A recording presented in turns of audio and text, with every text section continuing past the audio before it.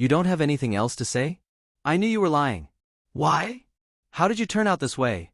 Why do you have to push my boundaries over and over again? Must you keep causing trouble until we turn against each other? Dahlia's face was full of disappointment, and she felt disheartened. It's not that I've changed, but you've never believed in me, whether it was before or now. Since you won't believe me anyway, then there's nothing to talk about. I'll figure out a way to repay you for what you did for Gregory.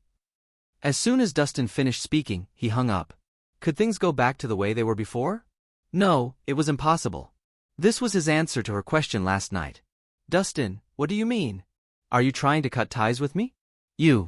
Dahlia still had more to say, but the line had already gone dead.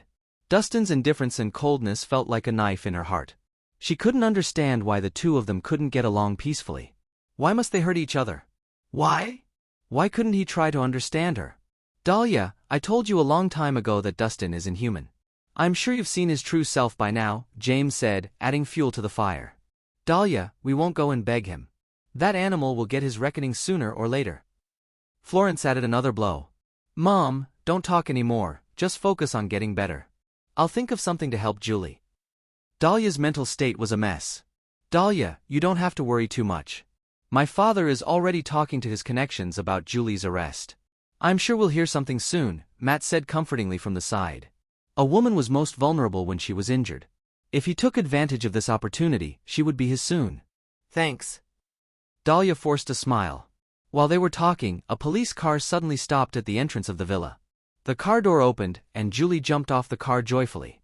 As soon as she stepped through the door, she hollered, Aunt Florence, I'm back. Julie? When the others saw her, they all had looks of surprise. Florence even dropped her sickly act and leaped off the bed. Grabbing Julie's hand, she looked her up and down with a worried face. Julie, are you okay? Did you get hurt in there? Do you know how worried I was about you? Aunt Florence, I'm fine. I was just locked up for half a day. I didn't get hurt. Julie smiled.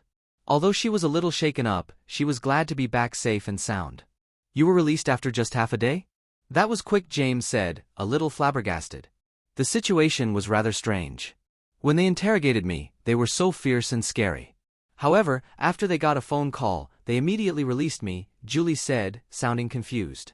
A light quickly went off in Florence's head. I know. It must have been Matt's father who helped you. If it wasn't for Mr. Laney Sr.'s connections, you'd probably still be stuck in there. Really? Thank you so much, Matt. Julie hurriedly thanked him. No, it was just a small favor. It was nothing. Matt faked a humble smile. Although he said that, he thought the situation was weird, too. According to the plan, his father would only help Julie after he got the formula for Amorchinol. So why had she been released so soon? See, Dahlia? This is the difference between Matt and Dustin. That Rhys bastard has no capabilities aside from using dirty tactics to get people in trouble. Then look at Matt. Every time there's a critical moment, he always lends us a hand and saves the day. Now you should know which man cares about you the most. Florence said, purposely dragging one man down to lift the other up, showering Matt with praise. Exactly, Dahlia. That loser is not good enough for you. Matt is still the best match for you.